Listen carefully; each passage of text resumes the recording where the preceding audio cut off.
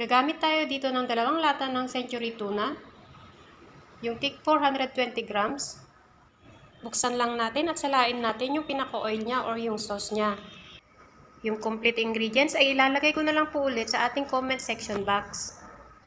Shout out nga po pala kay Ma'am Geraldine Baay Ramos from Dubai. Maraming salamat po sa panonood. At sa mga followers ko na patuloy na sumusuporta. Sa isang bowl ay ilagay na natin ang ating na-drain na tuna. Maglagay din tayo dito ng 1/2 cup na cornstarch, 1 cup carrot mince, 1 medium onion mince, 4 cloves garlic mince, 1 piece green and red bell pepper mince, kapirasong kinchay or parsley, 1/4 cup spring onion, 2 teaspoon na magic sarap or any seasoning, 1 sachet white pepper, at 1 medium egg. Haluin lang natin ng mabuti hanggang sa mag-combine ng lahat ng ating ingredients. Mas maganda talaga pag kamay yung ginagamit nating panghalo, mag-plastic gloves na lang po kayo. Ayan, okay na ito. Set aside muna natin. Meron akong isang dosenang lumpia wrapper dito. Hatiin lang natin siya ng 3 beses. Bali magiging 36 piraso ito lahat. Ayan, ganito siya dapat. Pwede kayong gumamit dito ng ordinaryong lumpia wrapper. Ang gamitin nyo ay medium size. Hatiin nyo lang din siya sa gitna.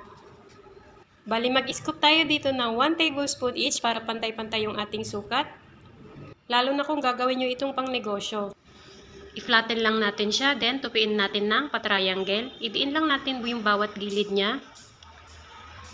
Ayan, gayahin nyo lang po yung pagbalot ko. Then pahiran lang natin siya ng oil ng Century Tuna para masara siyang mabuti.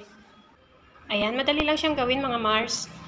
Para ka lang nagbabalot ng samosa. Bali 36 piraso lahat ang nagawa ko dito.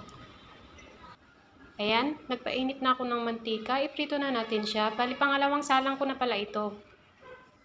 Lutuin lang natin siya sa katamtamang apoy hanggang sa ito ay maging golden brown na. Ayan, luto na ito. Hanguin na natin siya para hindi siya ma-overcook. Sa mga may munting negosyo dyan na mga mamis, pwede nyo pong idagdag itong recipe na ito sa inyong paninda. Lalo na sa mga nagtitinda sa mga school canteen, siguradong patok ito sa mga estudyante. Pwede nyo rin siyang gawing ulam, masarap din kasi siya, tsaka malasa talaga. Sana po nagustuhan nyo ang ating recipe ngayon. Thank you for watching. Bye-bye!